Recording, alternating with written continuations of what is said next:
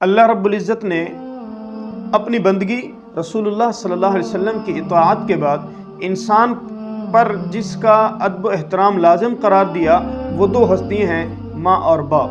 اللہ فرماتا ہے وَقَضَىٰ رَبُّكَ أَلَّا تَعْبُدُوا إِلَّا إِيَّاهُ وَبِالْوَالِدَيْنِ إِحْسَانًا وَوَصَّيْنَا الْإِنسَانَ بِوَالِدَيْهِ حُسْنًا۔ ماں باپ کے نافرمان کو اللہ دنیا میں بھی ذلیل کرتا ہے، آخرت میں بھی ذلیل کرتا ہے۔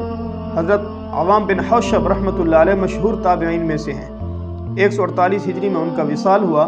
وہ فرماتے ہیں میں ایک محلے میں گیا، عصر کے وقت محلے کے کنارے پر میں ٹہل رہا تھا، میں نے دیکھا ایک قبر پھٹی، ایک نوجوان وہاں سے نکلا، اس کا سر گدھے کا اور باقی سارا جسم انسان کا تھا۔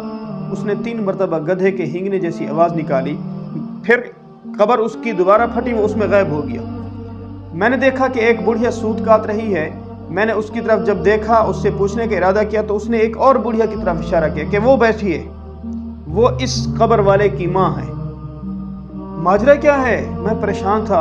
اس نے کہا کہ یہ نوجوان جو قبر میں سویا ہے یہ اس بڑھیا کا بیٹا تھا، یہ روزانہ شراب پیا کرتا تھا اور جب شام ہوتی واپس آتا تو ماں اس کو نصیحت کرتی، اے بیٹا اللہ سے ڈر، یہ ام الخبائث ہے، یہ حرام ہے، نجس ہے، اس سے باز آ جا، نہ پیا کر، نشہ نہ کیا کر، اللہ اس کے رسول ناراض ہوتا ہے۔ جب ماں اس کو نصیحت کرتی تو وہ آگے سے کہتا تو گدھے کی طرح مت چلا۔ روزانہ ماں کو یہ جملے کہتا، روزانہ ماں اس کو سمجھاتی۔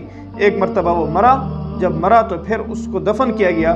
دفن کرنے کے بعد روزانہ قبر پھٹتی ہے، عصر کے بعد دنیا اس کو دیکھ رہی ہے، گدھے کی آواز یہ خود نکالتا ہے، اس کے بعد قبر بند ہو جاتی ہے، یہ اس میں سو جاتا ہے۔ اللہ رب العزت نے یہ دنیا کو دکھایا کہ ماں کے نافرمان کا اللہ رب العزت یہ حشر کرتا ہے۔ جس نے ماں کو کہا کہ گدھے کی طرح مت چلا، اللہ نے ساری دنیا کو اس کا چلانا دکھایا۔ قبر سے نکلتا ہے، اپنا سر پیٹتا ہے، گدھے کی طرح چلاتا ہے اور پھر قبر میں لوٹ جاتا ہے۔